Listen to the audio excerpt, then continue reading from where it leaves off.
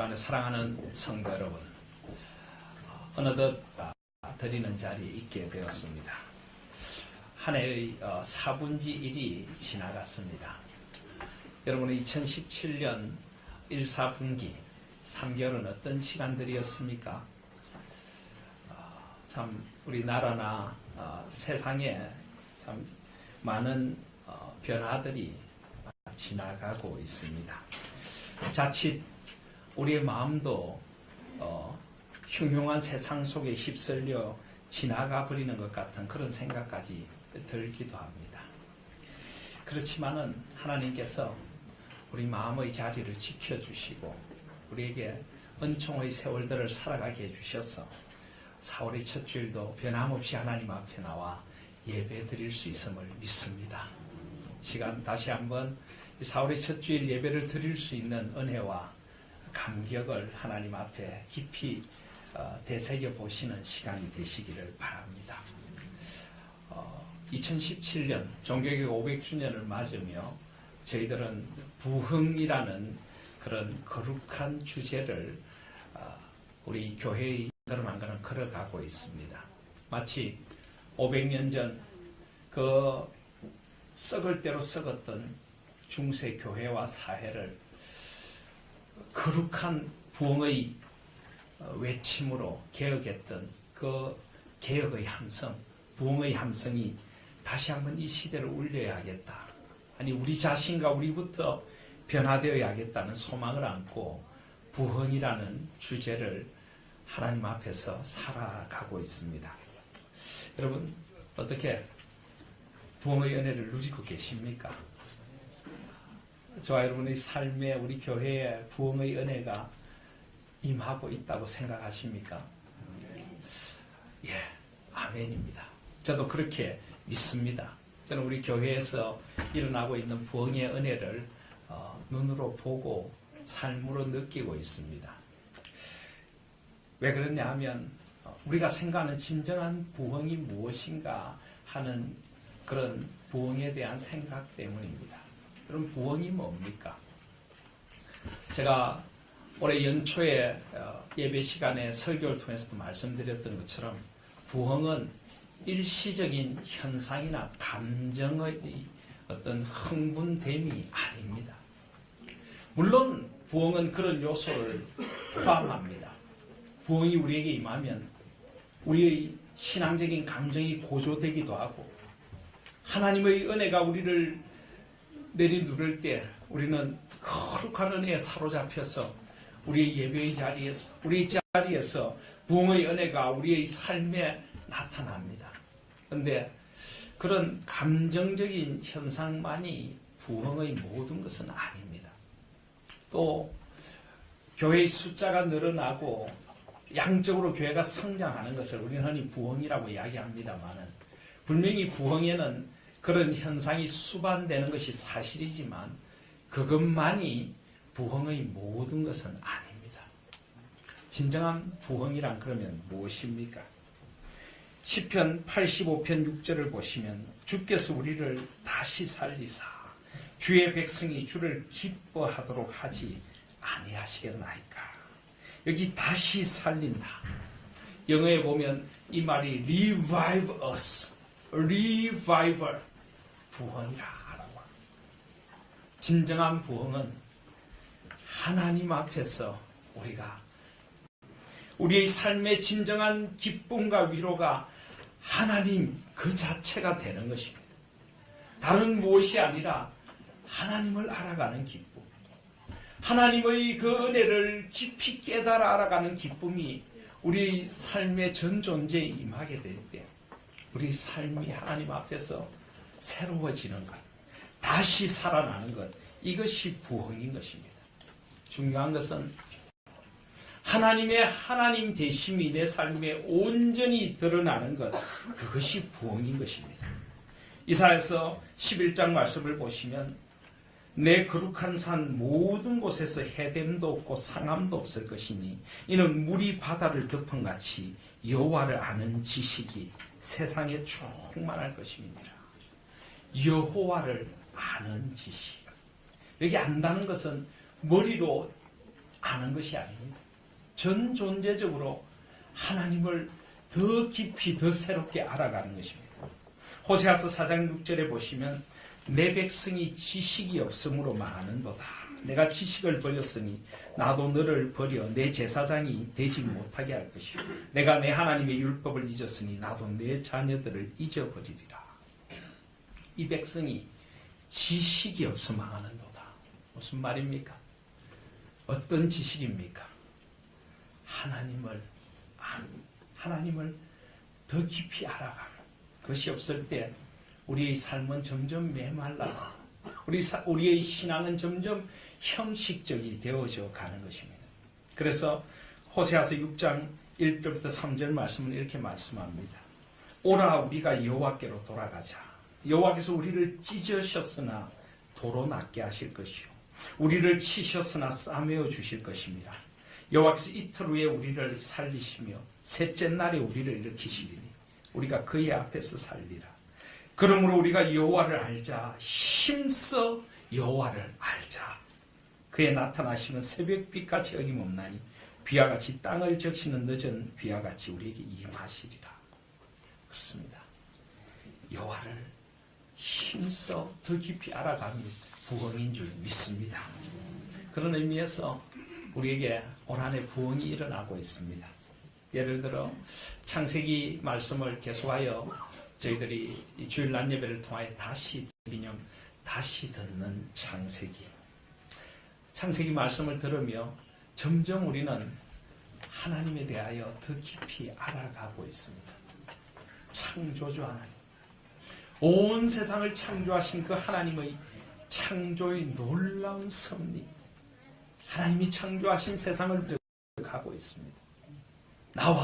나 자신을 둘러싼 모든 세계를 창조신앙, 하나님의 창조의 눈으로 새롭게 보게 되어가고 있습니다.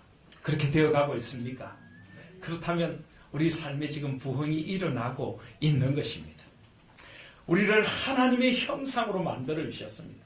내가 그냥 우연히 이 세상에 던져진 존재도 아니고 사람들과 경쟁하며 살아가는 그냥 한 존재도 아닌 하나님의 형상으로 지음받은 존재. 하나님께서 하나님의 형상과 하나님의 모양을 따라 하나님의 뜻을 살아가고 하나님과 교제하며 소중히 살아가도록 지음받은 하나님의 형상인 나. 하나님의 형상의 나가 회복되어 가고 계십니까? 나의 존재에 대한 새로운 자각이 자꾸만 내 마음속에 일어나고 계시느냐는 말입니다. 아닙니까? 아무도 대답이 없으시네. 그것이 부흥인 것입니다. 그것이 부흥입니다. 그리고 하나님께서 지으신 이 아름다운 세상, 하나님께서 에덴 동산을 거룩하게 하시고 그 동산에 주신 그 기쁨, 하나님의 나라를 이루어가는 그 거룩한 일의 소명, 하나님 만들으신 창조의 가정의 아름다움, 내 살중의 사위요 뼈중의 뼈라 고백하게 하시는 그 부부의 새로운 의미 고백하고 계십니까? 아내를 보는 눈이 바뀌고 계십니까? 부흥이 안 일어나고 계시네요. 남편을 보는 눈이 바뀌고 계십니까? 그게 부흥인 것입니다. 저는 지난 월요일 날 우리 집사님 중에 한 분을 신방했습니다. 여든이 되신 고령이신데 아직 얼마나 정정하시고 건강하신지 모릅니다. 그런데 새벽에 일어나셨다가 잠깐 이렇게 넘어지셔서 머리를 좀 다치셨습니다.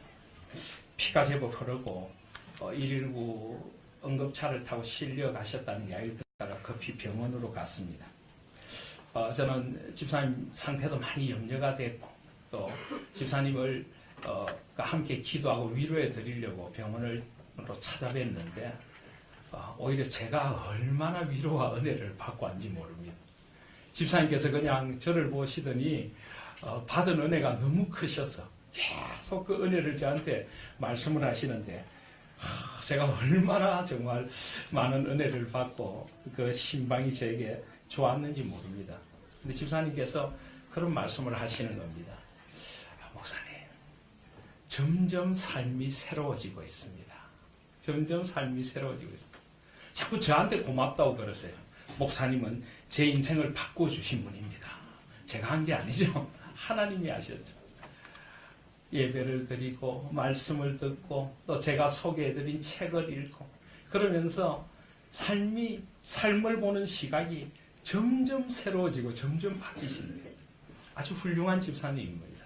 평생 동안 아주 훌륭한 삶을 살아오신 귀한 집사님이신데 그럼에도 불구하고 지금도 변하고 계시답니다.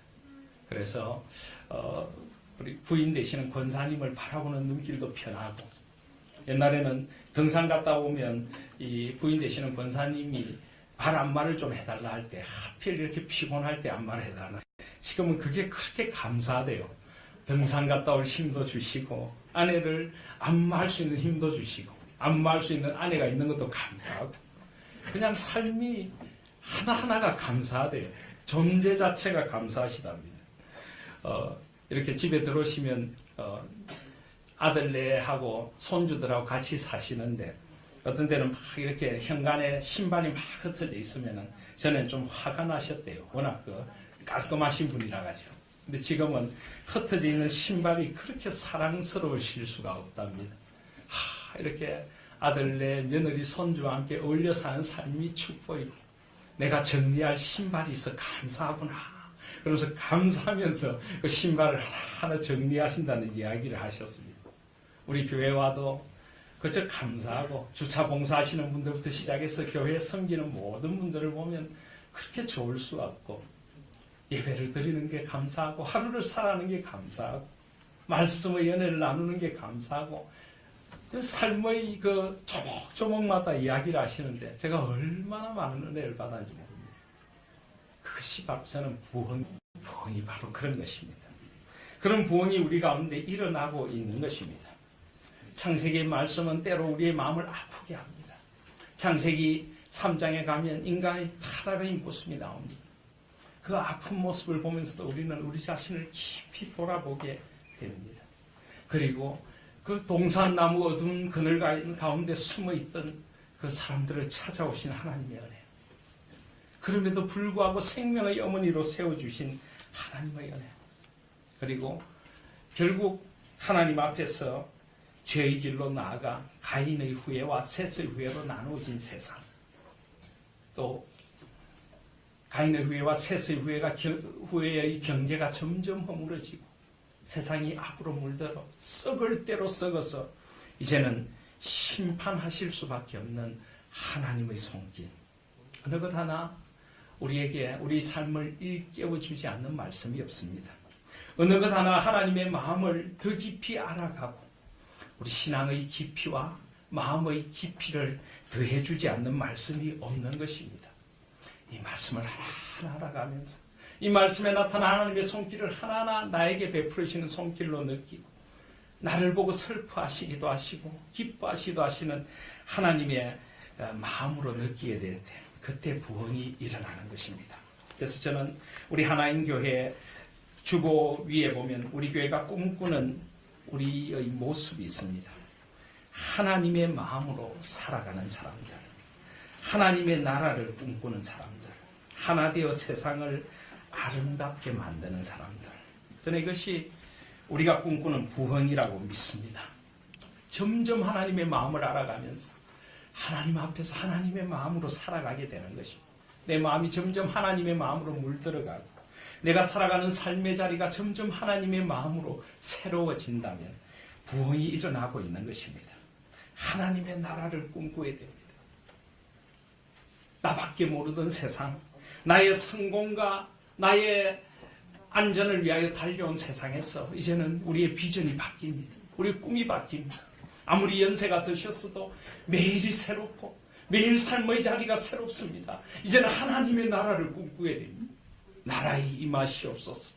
나를 통하여 하나님의 살아계심과 하나님의 다스리심이 나의 삶을 더불어 살아가는 이들에게 임하게 하여 주시옵소서. 이제는 내가 사는 이유가 바뀌는 것입니다. 하나님의 나라가 되는 것입니다. 하나 되어 세상을 아름답게 만드는 사람. 이제는 하나 되겠습니다. 다른 이들을 주님의 마음으로 품고 주님의 사랑으로 돌보고 위로하고 격려하고 축복하며 함께 하나 되어 하나님 원하시는 세상을 함께 만들어가고 싶습니다. 이런 거룩한 꿈과 거룩한 비전이 가슴 깊은 곳에부터 솟아올라 나의 삶의 자리가 하나 변해가는 이런 부흥이 우리 가운데 일어나고 있고 이 창세기를 통하여 우리에게 임하고 계신 것입니다. 그런 의미에서 오늘 우리는 7장에서 심판하시는 하나님을 만나게 됩니다. 심판하시는 하나님 앞에서도 우리는 옷깃을 다시 한번 여미게 됩니다. 여러분, 하나님이 우리를 심판하신다. 어떤 사람들은 이것이 우리가 믿는 하나님과 조금 동떨어져 있다고 생각하는 사람들이 있습니다. 어떻게 사랑의 하나님이, 어떻게 은혜의 하나님이 이런 무시무시한 심판을 하실 수가 있습니까? 이것은 우리가 생각하는 하나님의 모습이 아니지 않습니까? 이렇게 이야기하시는 분들이 있습니다. 과연 그럴까요? 그렇지 않습니다. 하나님은, 우리가 믿는 하나님은, 우리를 부흥시키신 하나님은 분명히 심판의 하나님이시기도 하다는 것을 우리가 잊어서는 안 됩니다. 하나님은 우리를 사랑하시고 세상을 사랑하시지만 하나님은 죄를 미워하시고 우리가 그 죄 가운데 계속하여 머물러 있기를 원하지 않으십니다. 그리고 무엇보다 이 홍수의 심판은 역사적인 심판입니다. 하나님은 역사의 주권자로 세상의 창조주요 세상의 완성주로서 이 세상을 하나님의 주권적인 뜻에 따라 움직이고 계십니다. 그런데 하나님의 자녀들과 세상의 자녀들이 섞여서 점점 하나님께서 꿈꾸신 하나님의 나라와 멀어져가는 세상을 바라보십니다. 그리고 무엇보다 예수 그리스도께서 역사의 한가운데 오셔서 여자의 후손으로 통하여 얻어질 그 구원의 은혜를 이루시기 위하여 하나님은 결국 심판을 결심하시게 되는 것입니다. 이 심판도 하나님의 원대한 구원의 역사 가운데 너무나 중요한 부분이고 우리가 심판의 하나님 앞에서도 다시 한번 우리 자신을 돌아봐야 한다는 것을 오늘 말씀으로 일깨워주고 계십니다. 그래서 우리는 예배를 드릴 때마다 사실 심판에 대하여 고백합니다. 우리가 사도신경을 고백할 때 그렇게 고백한다는 것을 기억하십니까? 사도신경 어디에 심판이라는 말이 나옵니까? 우리 성도님들은 손을 들어야 사도신경이 잘 되시는 것 같더라고요. 어디에 나옵니까? 하늘에 오르사 전능하신 하나님 우편에 앉아 계시다가 저리로서 산자와 죽은 자를 심판하러 오시리라. 우리는 매주 하나님의 심판을 고백합니다. 저리로서 산자와 죽은 자를 심판하러 오실 하나님, 심판의 하나님, 그 하나님도 분명히 우리가 믿는 하나님이십니다. 하나님은 심판하십니다. 그런데 오늘 이 심판이 홍수의 심판입니다. 여러분, 왜 물로 심판하실까요? 왜 하필 물입니까? 너무 제가 어려운 질문을 드리고 있습니까? 저는 어려운 거 잘 물을 줄 모릅니다. 물은 무엇에 쓰는 것입니까? 씻는 데서 씻는데 하나님께서 세상을 깨끗하게 씻으셔야 할 필요가 있으셨습니다. 하나님께서 지으신 세상, 하나님이 그 아름다운 창조의 손길로 빚어 만드신 세상, 하나님의 영광을 노래하며 창조의 질서와 조화로 반짝이고 아름다워야 할 세상이 너무나 추해졌습니다. 너무나 더러워졌습니다. 하나님이 지으신 세상이 인간의 죄악으로 말미암아 썩을 대로 썩어버린 것입니다. 하나님은 그 세상을 다시 한번 정결케 하시기를 원하셨습니다. 그래서 심판의 은혜를 내려주십니다. 여러분, 사랑의 하나님도 믿으시고 심판의 하나님도 믿으실 수 있기를 바랍니다. 사랑의 하나님 앞에서 감사의 노래를 부르시고 심판의 하나님 앞에서 옷깃을 여미고 나는 하나님께서 창조하신 모습으로 살아가고 있는가를 돌아보십시오. 내가 있어야 할 자리를 지키고 있는 것인지 자신을 돌아보실 수 있기를 바랍니다. 하나님은 모든 사람들이 자리를 잃어버린 그곳에서 심판의 역사를 일으키시는 것입니다. 그러나 심판 가운데도 하나님은 은혜와 긍휼을 잊지 않게 분명히 보여주고 있습니다. 7장 1절을 보시면 여호와께서 노아에게 이르시되 너와 내 온 집은 방주로 들어가라. 이 세대에서 내가 내 앞에 의로움을 내가 보았습니다. 여러분, 이 심판이 노아가 몇 살 때 있게 됩니까? 6절을 보시면 홍수가 땅에 있을 때 노아가 600세라. 하나님께서 노아에게 홍수를 내리겠다고 한 것이 노아가 몇 세 때입니까? 980세. 노아가 몇 세 때 하나님께서 홍수 심판을 예고하셨습니까? 6장 3절을 보시면 여호와께서 이르시되 나의 영이 그들이 육신이 됨이라. 그러나 그들의 날은 120년이 되리라. 하나님께서 홍수가 있기 전 120년 전에 노아에게 홍수 심판에 대한 이야기를 해요. 노아가 몇 살 때요? 480살. 480이 되었을 때 홍수 심판에 대한 이야기를 해주셨습니다.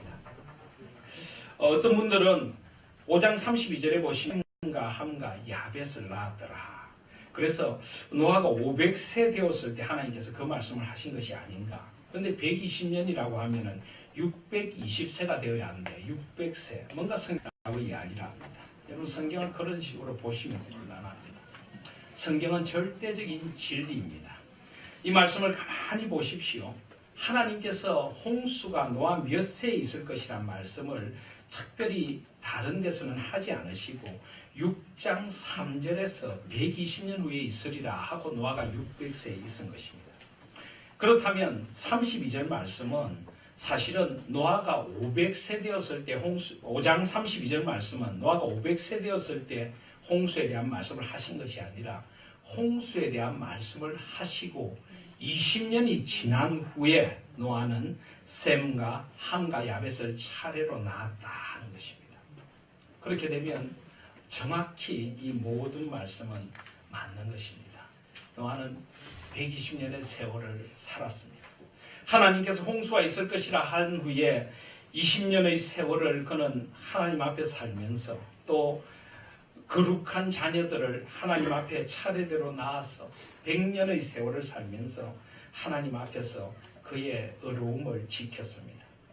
창세기 6장 9절 지난주에 살펴본 말씀에 보시면 이것이 나인데 완전한 자라 그는 하나님과 동행했다.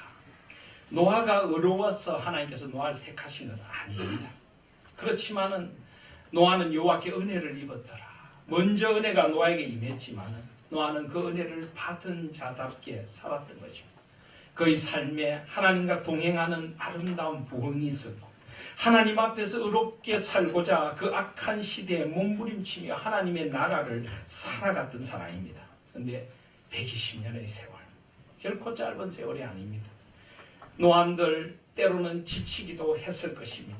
때로는 이 약속이 언제 이루어지나라고 기다리기도 많이 했을 것입니다. 그렇지만 노아는 변함없이 그 길을 걸어갔습니다. 그래서 오늘 7장 1절에 보시면 이 세대에서 내가 내 앞에 의로움을 내가 보았습니다. 그렇습니다. 바로 이것입니다. 노아가 의롭다는 것이 무엇입니까? 노아는 믿음으로 하나님의 약속이 반드시 이루어질 것을 그는 확신했습니다. 더딜지라도 하나님께서 말씀하신 것은 반드시 이루어진다. 하나님 앞에서 약속하신 그것들이 이루어질 그날을 기다리며 그는 한 걸음 한 걸음 걸어갔던 것입니다. 이것이 바로 노아의 삶에 임한 부흥이라고 저는 믿습니다. 그리고 이제 하나님의 때가 되어 하나님 앞에 의로운 노아를 하나님이 다시 한번 보십니다. 그러면서 이제 때가 되었다라고 하십니다. 2절에 아예 보시면 너는 모든 정결한 짐승을 암수 7씩 부정한 것은 암수 2씩을 내게로 데려오라. 이 정결한 짐승, 원래 하나님께서는 암수 한 상씩이라고 대표적으로 말씀을 하셨지만은 이제는 구체적으로 말씀하십니다. 정결한 짐승들은 암수 7씩. 그래서 아마 홍수 후에 한 물로 쓰여지는 것이었을 것입니다. 또 정결한 짐승은 식용으로도 이제 홍수 이후에는 쓰여지게 됩니다. 그리고 부정한 것은 암수 2씩을 가져왔어. 또 공중의 새도 암수 7씩을 데려와 그 씨를 온 지면에 유전하게 하라. 하나님은 지금 재창조, 새 창조를 하고 계십니다. 인간의 죄와 타락으로 얼룩짓다 못해 찌든 세상을 깨끗하게 씻으시고자 하나님께서 친히 새로운 창조의 역사를 열어가고 계십니다. 그래서 4절에 보면 지금부터 7일이면 내가 40주야를 땅에 비를 내려 내가 지은 모든 생물을 지면에 썰어버리리라. 하나님은 그냥 세상이 아니라 내가 지은 모든 생물, 친히 창조하신 모든 생물, 인간의 죄로 말미암아 죄에 찌들어버린 이 세상을 새롭게 하시겠다. 그리고 5절에 보시면 노아는 여호와께서 자기에게 명하신 대로 다 준행하였더라. 노아는 묵묵히 믿음으로 하나님의 약속을 믿고 한 걸음 한 걸음 걸어갑니다. 그리고 이제 그 홍수가 있을 때 노아가 600세가 됩니다. 노아가 아들들과 아내와 며느리들과 함께 홍수를 피하여 방주에 들어갑니다. 모든 정결한 짐승과 부정한 짐승이 하나님의 인도하심으로 노아에게 나옵니다. 그리고 방주로 들어가야 됩니다. 그리고 7일 후에 홍수가 땅에 덮이게 됩니다. 7일. 하나님이 예비하신 완전한 7일. 그 7일이 지나면은 이제 이런 엄청난 심판이 임하게 되는 것입니다. 그리고 11절에 보시면 노아가 600세 되던 해 둘째 달 곧 그 달 열일의 날에 큰 기품의 샘들이 터지며 하늘의 창문들이 열려 40주야를 비가 땅에 쏟아졌더라. 여러분 이 홍수, 이 대홍수, 이 홍수가 어떻게 일어났는가를 주목하여 보시기를 바랍니다. 40주야가 비가 땅에 쏟아지는 홍수가 일어납니다. 그리고 모든 이 땅의 산들까지 다 물에 잠기게 됩니다. 19절에 보시면 물이 땅에 더욱 넘치며 천하의 높은 산이 다 잠겼더니 물이 불어서 15규빗이나 오르니 산들이 잠긴지라. 산들 가장 높은 산 위에서도 15규빗 약 한 7m에서 7.5m가 더 오르도록 엄청난 비가 쏟아집니다. 그런데 여러분 40일 동안 비가 오면 이런 일이 일어날 수 있을까요? 물론 비가 얼마나 오느냐에 따라 다를 것입니다. 그런데 비만 쏟아진 것이 아님을 11절은 자세히 보여주고 있습니다. 11절을 다시 한번 보시면 그날에 큰 기품의 샘들이 터지며 하늘의 창문들이 열렸다. 여러분 하늘의 창문들이 뭘까요? 하나님께서 창세기 1장에 보시면 세상을 창조하실 때 궁창을 창조하시고 궁창 위의 물과 궁창 아래의 물로 세상을 나누셨습니다. 바로 이 하늘의 창문들은 궁창 위의 물이 다 쏟아져 내렸다는 것을 보여주고 있습니다. 그리고 큰 기품의 샘들, 이것은 바로 바다 속에 있는 그 물들이 다 일어나서 세상을 덮고 그 바다 속에 해저 안에 있는 그 봉우리들이 다 터져서 해일과 쓰나미가 넘쳐나며 온 지구의 물들이 다 쏟아져 나온 그런 모습을 보여주고 있습니다. 여기서 우리가 생각해야 될 것 가운데 하나가 시간 관계상 길게 말씀은 못 드리겠지만 어떻게 옛날 사람들은 그렇게 오래 살았는가 하는 것입니다. 5장에 보시면 아담의 계보에 보시면은 가장 오래 산 사람이 누굽니까? 머두셀라입니다. 머두셀라는 몇 살을 살았습니까? 969세를 살았습니다. 가장 짧게 산 사람은 누굽니까? 라멕입니다. 5장 28절에 보시면 라멕은 안타깝게도 777세만 살고 단명했습니다.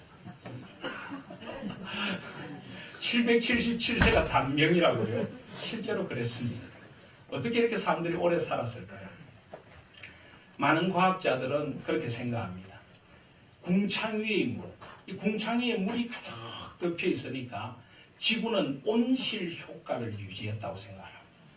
그래서 지금처럼 봄, 여름, 가을, 겨울 있는 것이 아니라 늘 수증기가 가득한 온실과 같은 그런 효과를 가지고 있으면서 이 안에서 생물들이 살 수 있는 최적의 환경을 만들어 주었다는 것입니다. 우리 몸에 유해한 자외선 같은 것들도 들어오지 못하도록 그 수증기의 청이 막고 있었다는 거죠. 그래서 아주 오래 살고 아주 오랫동안 활동할 수 있도록 하나님께서 특별한 배려를 해주셨습니다. 그 이유가 무엇입니까? 생육하고 번성하라.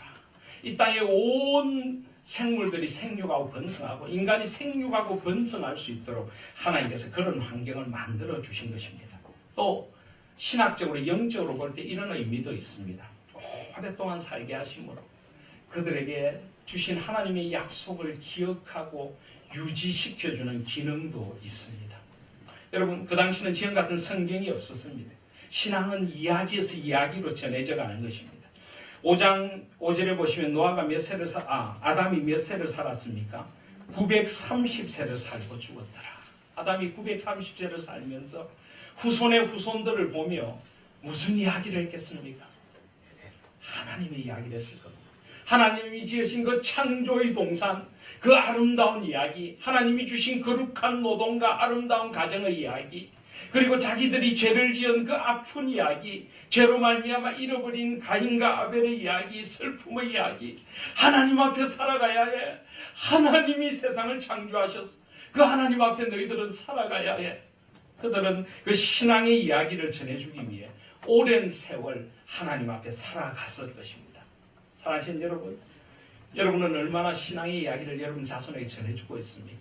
점점 고령화 시대를 왔는데 한평생 살아오신 신앙의 유산을 우리 자녀들에게 말씀해주고 계십니까? 하나님은 바로 그렇게 그들을 오래 살게 하셨습니다. 그런데 이제 그 모든 물샘들이 다 노아 홍수에 의해 점점 수명이 짧아집니다. 그런데 여러분, 수명이 짧아지는 것도 하나님의 은혜라는 것을 우리는 알아야 합니다. 이 죄악된 세상, 죄의 유혹에 시달리는 세상을 살면서 우리에게 주어진 생, 우리의 7, 80, 길면 90, 100 조금 안 되는 세상을 의미 있게 살다가 하나님 안에 안식을 누리게 하시려는 하나님의 뜻이 역시 있음을 의심하지 마시길 바랍니다. 그렇게 하나님 앞에 살아가도록 하나님께서 하시는 것입니다. 그렇게 이제 땅에 비가 쏟아집니다. 모든 기품의 샘들이 터집니다. 그래서 과학자들은 노아 홍수를 과학적으로도 얼마든지 증명할 수 있다고 합니다. 전 세계 200개 넘는 민족이 한 300개 가까이 되는 홍수에 대한 이야기들을 간직하고 있습니다. 이 지구상의 이 화석이나 이런 그 지구 안에 지층을 조사해 보면 과학적으로 설명이 되지 않는 지층의 대격변이 있습니다.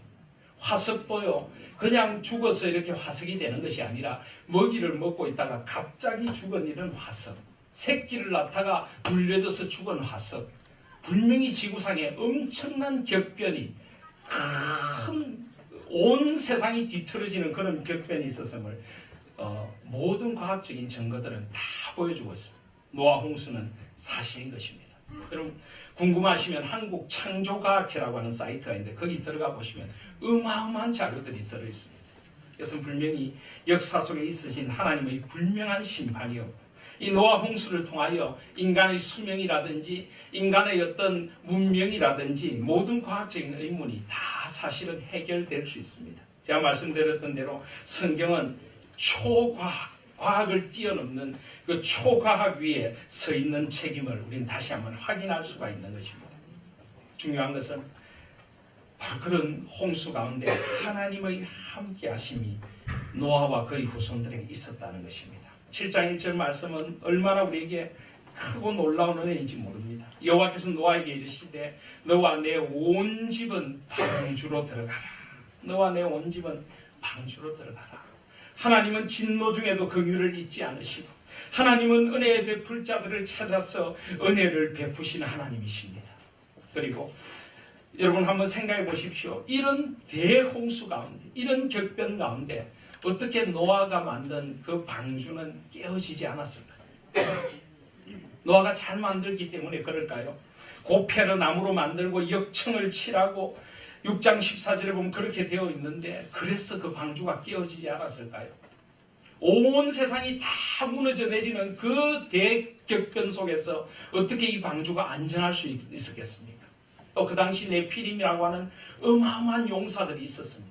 그들이 살기 위하여 이 방주를 충림에 들어오려고 했을 텐데 어떻게 안전하게 이 나무로 만든 방주가 지킴을 받을 수 있었을까요? 여러분 그런 생각 안 해보셨습니까? 어떻게 그런 역사가 있었을까요? 그 정답은 16절에 있습니다. 16절을 보시면 들어간 것은 모든 것의 암수라 하나님이 그에게 명하신 대로 들어간 하나님이 그에게 명하신 대로 모든 것이 다 들어가며 여호와께서 그를 들여보내고 문을 닫으시니라. 문을 닫으십니다. 누가 닫으셨다고요? 하나님이 아닙니다. 여호와. 물론 하나님입니다. 여러분 오해하지 마시길 바랍니다. 하나님의 이름이 근데 성경에는 특별히 두 개로 나타납니다. 똑같은 하나님이시지만 때로는 천지를 창조하신 하나님, 엘로힘 하나님, 브레시트 바라 엘로힘, 하나님이 천지를 창조하시니라. 그런데 창세기 2장에 가면은 하나님이 인간을 흙으로 빚어 만드시고 그 코에 생기를 불어넣으실 때는 여호와 하나님, 천지를 창조하신 하나님이 인간에게 다가오셔서 다사로운 손길을 어루만져 주실 때는 여호와 하나님. 오늘 이 16절도 보십시오. 하나님이 다 들어가라 하시고 여호와께서 그 다사로운 손길로서 방주의 문을 닫아주십니다. 하나님이 닫으시면 이 세상 어떤 것도 방주를 넘볼 수가 없는 줄 믿습니다. 하나님이 친히 닫으시면 그 경랑, 그 격변의 그 홍수소에서도 지켜주시는 줄 믿습니다. 그래서 노아가 결코 방주를 잘 만들기 때문이 아니라 하나님의 기적과 같은 손길의 은총이 방주를 지켜주셨던 것입니다. 그래서 40주 40야가 지나고 150일 동안 물이 땅에 가득한 그 가운데 모든 것이 죽어가는 가운데도 이 방주하는 하나님의 은총의 공간이었고 이 방주가 바로 구원의 교회이며 하나님의 나라임을 보여주신 것입니다. 사실 여러분, 여기서 우리는 하나님의 은총을 반드시 만날 수 있어야 합니다. 하나님은 진노 가운데도 은혜를 베푸신 하나님이십니다. 하나님의 은혜를 잊지 마시기를 바랍니다. 세상의 물결이 아무리 험하고 그칠지라도 하나님 안에 있는 하나님의 교회는 안전할 줄 믿습니다. 하나님의 나라는 하나님이 친히 열고 닫으시는 것입니다.